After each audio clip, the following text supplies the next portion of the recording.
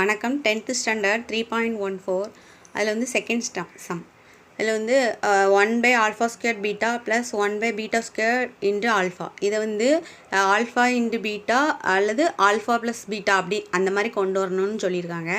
இப்போ வந்து நம்ம ஃபஸ்ட்டு ஸ்டெப் அந்த சம்மை அப்படியே எழுதியிருக்கேன். இதில் வந்து எங்கே ஸ்கொயர் இருக்குது, இங்கே ஸ்கொயர் இல்லை, அதனால் கீழே மேலேயும் பீட்டாவால் நான் பெருக்கிறேன். அதேமாரி இங்கே கீழே மேலேயும் ஆல்ஃபாவால் பெருக்கிறேன். ஏன்னா அப்போ தான் ஆல்ஃபா ஸ்கொயர்டு வரும். அதை தான் நான் இங்கே பண்ணியிருக்கேன். இல்லாததை நம்ம பெருக்கிறோம். அப்போ வந்து மதிப்பு மாறாது. அப்போ மேலே பீட்டா வந்துடும், இந்த பக்கம் ஆல்ஃபா வந்துடும். ஏன்னா இந்த பக்கம் பாருங்கள் பீட்டாவால் பெருக்கிறோம், இங்கே ஆல்ஃபாவால் பெருக்கிறோம். அதனால் பீட்டா பை இங்கே ஸ்கொயர்டு வந்துடும், பீட்டா ஸ்கொயர்டு, இங்கே ஆல்ஃபா ஸ்கொயர்டு வந்துடும். இப்போ வந்து இது கூட்டல் அடையாளத்தில் இருக்கிறனால ஆல்ஃபா ப்ளஸ் பீட்டான்னு போட்டாச்சு. இங்கே ரெண்டும் பொதுவாக இருக்கிறதுனால ஆல்ஃபா ஸ்கொயர் பீட்டா ஸ்கொயர் மட்டும் எழுதியிருக்கேன்.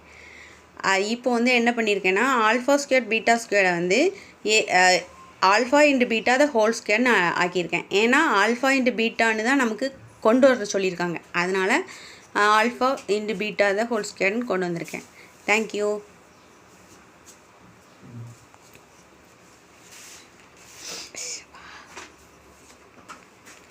ஒய்ஃப் எவ்வளோ பெரிய கணக்கு கில்லாடியாக இருக்கா.